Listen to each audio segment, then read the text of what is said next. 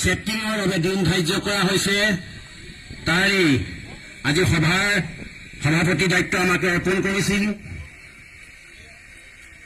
এতিয়া আপোনালোকে সকলোৱে জানে যে আজি সভাখনৰ মূল উদ্দেশ্যটো কি আৰু এই সভাখন আজি কি কাৰণে আয়োজন কৰা হৈছে। অৱশ্যে আজি এই সভাখন আগৰ দৰে মিটিং আকাৰে নহয়, আজি কথা শুনাৰ মিটিং নহয়, কিন্তু এখন আমি আজি এই মিটিংখন আয়োজন কৰিছে মাত্ৰ কামখিনি আমি কেনেকৈ কৰিব লাগে, কামৰ নীতি নিৰ্দেশনা কি আৰু নীতি নিৰ্দেশনা কেনেকৈ আমি পৰিচালনা কৰি আগন্তুক আহি থকা দিনটোত এই গোটচিতৰ পৰিচালনা সমিতিয়ে কেনেকৈ কামখিনি আপোনালোকক পৰিচালনা কৰিব তাৰ বাবে আজি এই মিটিংখন আয়োজন কৰা হৈছে। উপস্থিত আজি